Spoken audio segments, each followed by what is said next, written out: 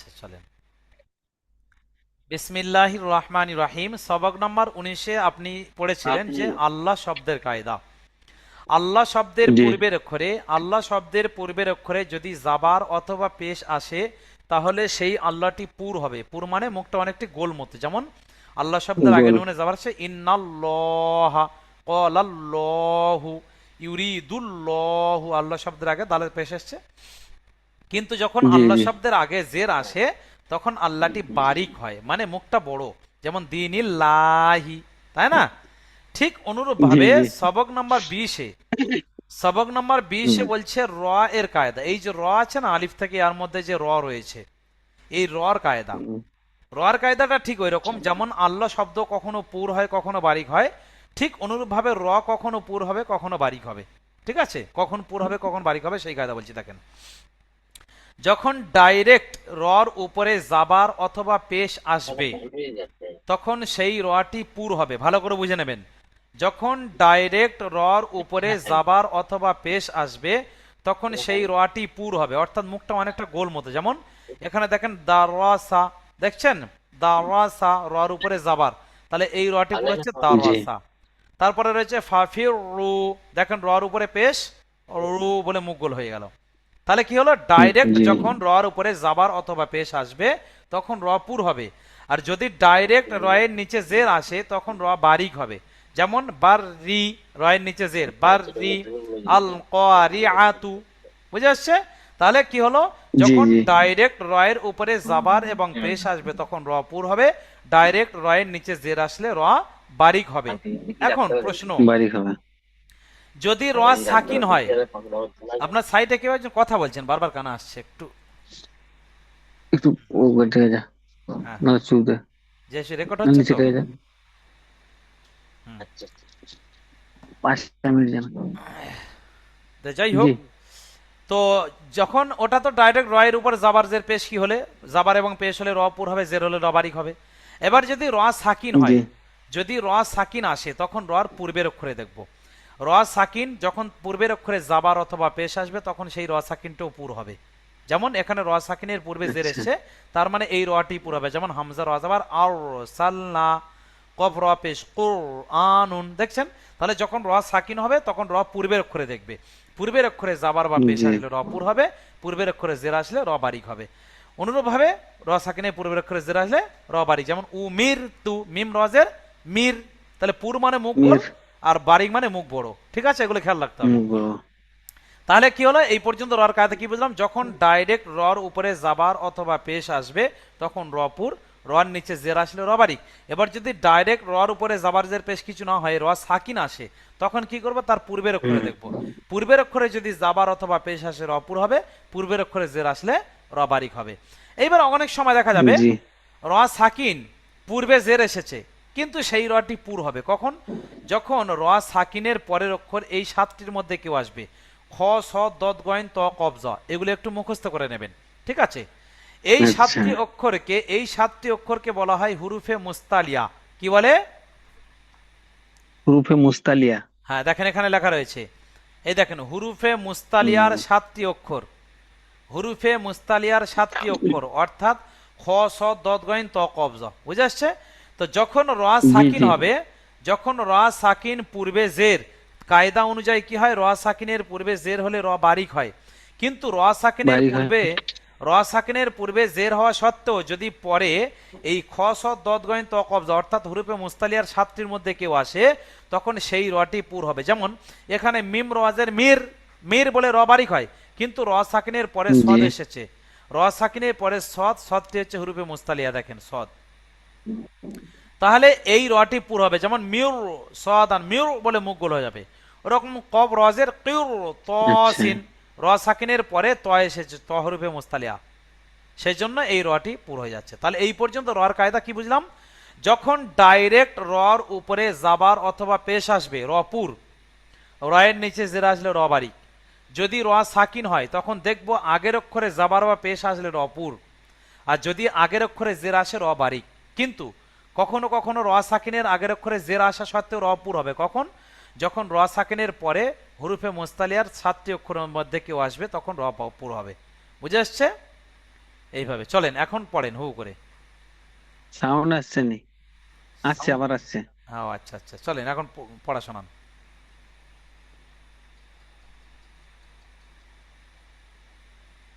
আপনি পড়তে পারেন, হ্যাঁ? পড়বো। হ্যাঁ বলেন। ডাল যাবার দা, র যাবার র, ডাইরেক্ট ডাইরেক্ট সিন। পারবেন না? ডাইরেক্ট পারবেন না? হ্যাঁ, পারবো। হ্যাঁ, ডাইরেক্ট অভ্যাস করেন, ঠিক আছে? বানানটা শেখানো হয়েছে কেন? দা- যাতে যাতে নিজেরা পড়া করতে পারে, সেই জন্য বানান শেখানো হয়েছে। কিন্তু ডাইরেক্ট পড়েন, আচ্ছা কারণ আচ্ছা। কারণ এইবার আগামী সপ্তাহ থেকে কোরআন পড়বেন, তাহলে কোরআন পড়বেন মানে আপনাকে এবার ডাইরেক্ট পড়তে হবে, তাই না? জি জি। হুম। দারোসা, ফাফিরু,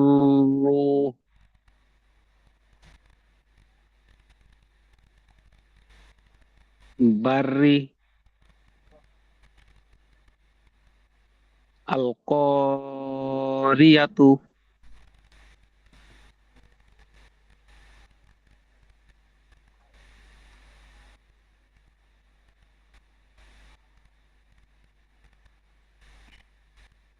আরসালনা,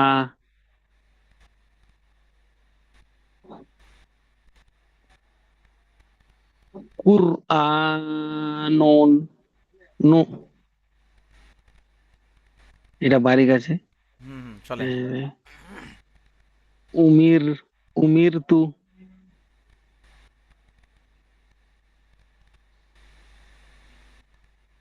ওয়াস, ওয়াসবির, ওয়াসবির, হুম।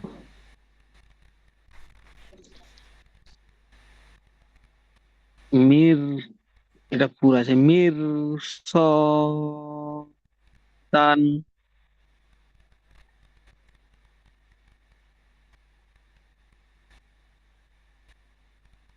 কীর্ত, কীর্তসিন,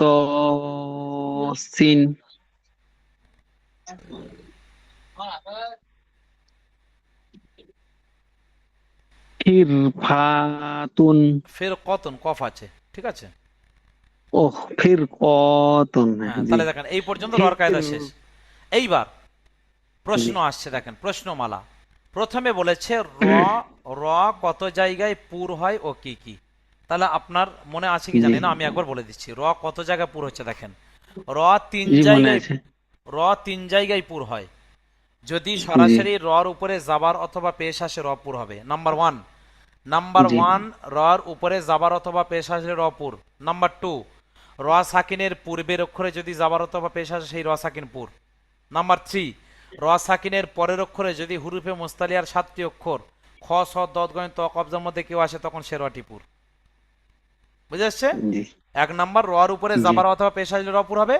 দুই নাম্বার, র যদি সাকিন আসে তখন রর আগের অক্ষরে জাবার বা পেশ আসলে রপুর হবে। তিন নাম্বার, র সাকিনের পরের অক্ষরে যদি হুরিফে মুস্তালিয়া অর্থাৎ খ স দদ গইন ত কবজার মধ্যে কেউ আসে তাহলে রপুর হবে। হলো? জি জি বুঝতে পেরেছেন? আর দুই জি নম্বর জি। প্রশ্ন বলছে র কত জায়গা বারিক হয়। র দুই জায়গা বারিক হয়, তিন জায়গা পুর হবে, দুই জায়গা বারিক হবে। নাম্বার ওয়ান দুয়ে বারিকের, বাইক হবে। র এর নিচে জের আসলে র বারিক। আর নাম্বার টু, র সাকিন যদি আগে জের আসে র বারিক। বুঝে জি যাচ্ছে? এই কায়দা। জি। তারপরে এখানে একটা কিছু লেখা আছে, দেখেন তো এটা কি লেখা আছে।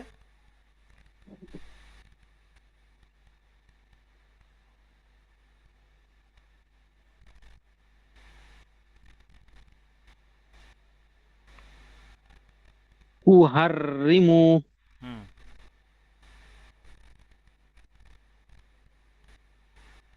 তাহলে এই যে তোহার রিমু, দেখেন এটা এটা হ্যাঁ, এটা হচ্ছে বারিক। বারিক, কারণ রয়ের নিচে জের এসেছে, ঠিক আছে? রয়ের নিচে জের এসছে। ব্যাস, রয়ের কায়দা শেষ। এইবার শেষ, তুহারিম। শেষ কায়দা। এতদিন আপনি যে পড়ে পড়ে পড়ে পড়ে এসেছেন, কখনো আয়াতের মাঝখানে টান আছে, কখনো শেষে টান আছে, কখনো গুন্না আছে, কখনো পুর, কখনো বারিক, অনেক কিছু হয়েছে। পড়ে পড়ে পড়ে জি পড়ে গিয়ে যেখানে দম ছাড়বেন, সেই দম ছাড়ার সময়, বিরতি নেওয়ার সময় কেমন ভাবে ছাড়বেন, এখানে সেই কায়দা এসছে সবক নাম্বার 21-এ। এই যে দম ছাড়ার সময় যে কায়দা, সেটাকে বলা হয় ওয়াকফের কায়দা। কি বলা হয়? আরবিতে বলে ওয়াকফের কায়দা। কি বলবেন? ওয়াকফের। হ্যাঁ, ওয়াকফের কায়দা, যেটাকে বলা আয়াত করার কায়দা, অর্থাৎ দম ছাড়ার সময় আপনি কেমন ভাবে ছাড়বেন সেই কায়দা। ঠিক আছে, ওয়াকফ করছেন, ওয়াকফ করছেন মানে আপনি থেমে যাচ্ছেন, পড়ে পড়ে গিয়ে যেখানে থামছেন, আচ্ছা সে কায়দা। দেখেন এই যে গোল গোল পর্যন্ত একটা করে আয়াত বলে, কোরআনে দেখবেন এরকম গোল গোল গোল গোল পর্যন্ত এ পর্যন্ত আয়াত বলা হয়, বুঝে আসছে? আচ্ছা। তো পড়ে জি পড়ে পড়ে পড়ে গিয়ে যে অক্ষরে দম ছাড়বো, শেষ অক্ষর, লাস্ট অক্ষর, সেটা যদি এক জাবার এক জের বা এক পেশ হয়, তাহলে সেই এক জাবার এক জের এক পেশটি সাকিন হয়ে যাবে। ভালো করে বুঝে নেন।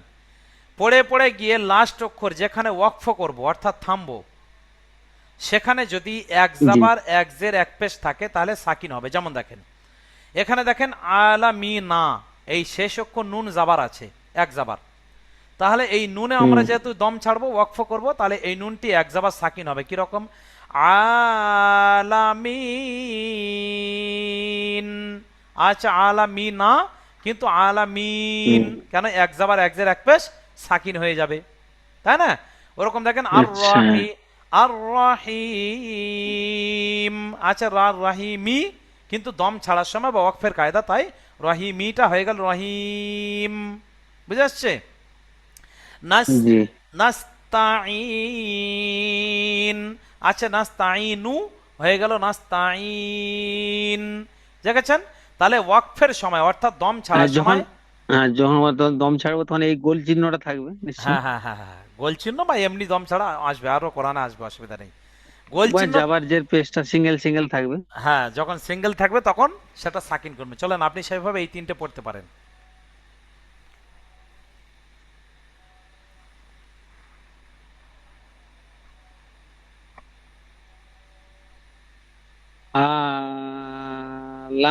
লামিন।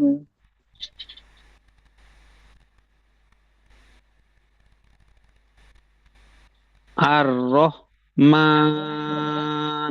হুম, আর রহিম আছে।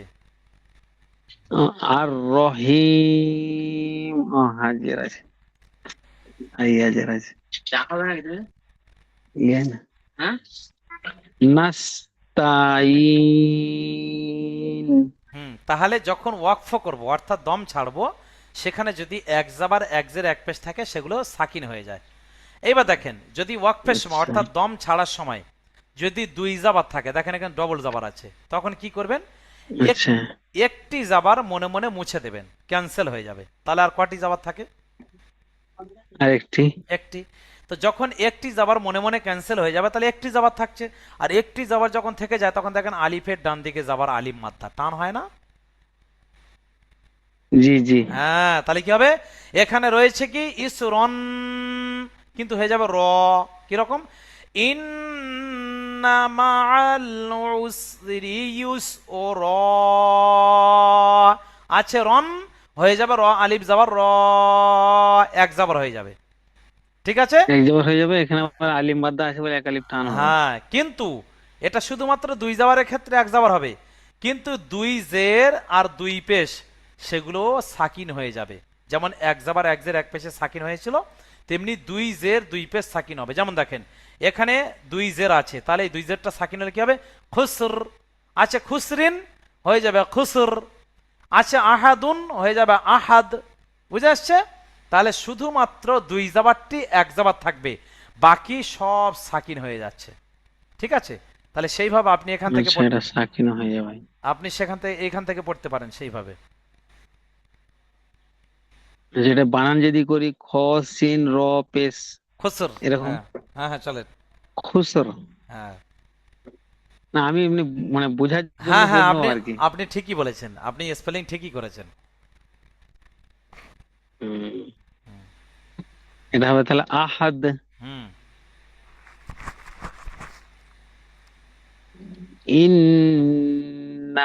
ইন্নামাল উসরি ইউস ইউসর। হুম। তাহলে এই পর্যন্ত যে বুঝে নেন, তাহলে এই পর্যন্ত যা দেখলাম, এক জাবার এক জের এক পেশ, দুই জাবার দুই জের দু পেশ, কায়দা বুঝলাম। এর মধ্যে জি শুধুমাত্র দুই জাবারটি এক জাবার থাকছে, বাকি সব সাকিন হয়ে যাচ্ছে। এইবারে ওয়াকফের সময় অর্থাৎ দম ছাড়ার সময় যদি খাড়া জাবার খাড়াজের উল্টা পেশ থাকে তাহলে কি করবেন জেনে নেন। যদি খাড়া জাবার থাকে তাহলে যেমন থাকে তেমন থেকে যাবে, অর্থাৎ খাড়া জাবার যেমন টান হয় তেমন টান হয়েই যাবে। কিন্তু হ্যাঁ, খাড়াজের উল্টো পেশ সেও সাকিন হয়ে যাবে। ঠিক আছে, তাহলে হ্যাঁ, শুধু আপনাকে খাড়া যাবারটি টান হবে, বাকি খাড়াজের উল্টো পেশ সাকিন। সাকিন হয়ে যাবে। তাহলে আপনাকে পড়াটা সহজ করার জন্য বলছি। ওয়াকফের কায়দা অর্থাৎ দম ছাড়ার কায়দা। যদি দম ছাড়ার সময় এক জাবার এক জের এক পেশ, দুই জাবার দুই জের দুই পেশ, খাড়া জাবার খাড়া জের উল্টা পেশ, এতগুলোর মধ্যে কিছু থাকে, তাহলে মাথাটা জানে কিরকম হয়ে যায় যে কোনটা কি করব। সহজভাবে বলে দিচ্ছি। জি। এক জাবার এক জের এক পেশ, দুই জাবার দুই জের দুই পেশ, খাড়া জাবার খাড়া জের উল্টো পেশ, যাই থাকুক না কেন সহজভাবে জেনে নেবেন খাড়া জাবারটি যেমনকার টান হয় তেমন হয়েই যাবে। আচ্ছা, আর বাকিগুলো দুই জাবারটি এক জাবার হবে, টান হবে। এক জোড়া হলে টান হবে। বাকি যাই আসবে চোখ বন্ধ করে সাকিন করে দেবেন। বুঝতে পেরেছি। এবারে যদি শুধু খাড়া যাবার থাকে তাহলে সাকিন হবে। শুধু টান হবে, হ্যাঁ, যদি দু যাবার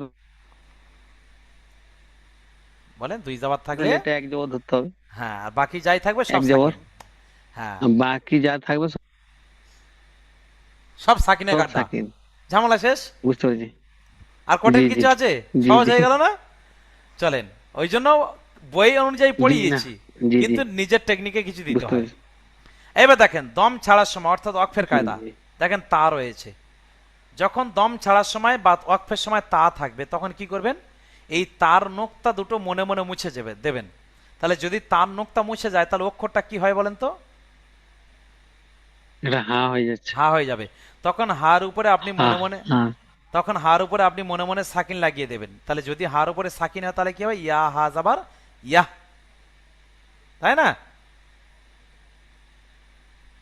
ইয়া। বুঝে আসেনি? দম ছাড়ার সময়, আরেকবার বলুন, আরেকবার বলুন, বলুন আরেকবার বলুন। দম ছাড়ার সময় তা থাকলে, দম ছাড়ার সময় তা থাকলে তখন তার আচ্ছা, নখ। দন। বলেন, আচ্ছা, যদি না ছাড়ি। যদি না ছাড়েন তাহলে যেমনকার তেমন থাকবে।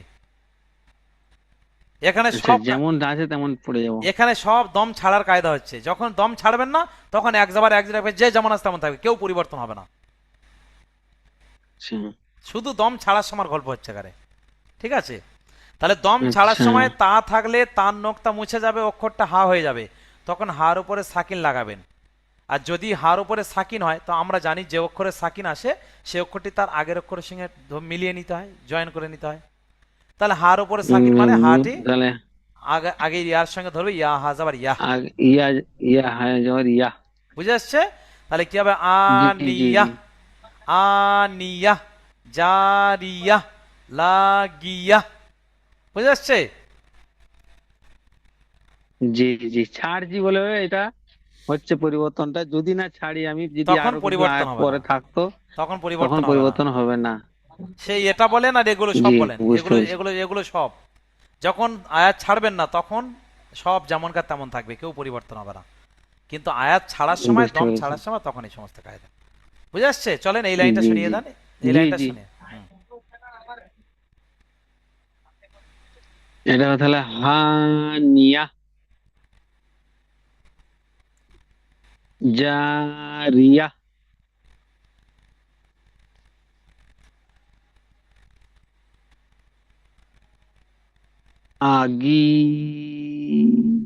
এটা লা, আগিয়া। লাম, লাম আলিফ যাবার লা।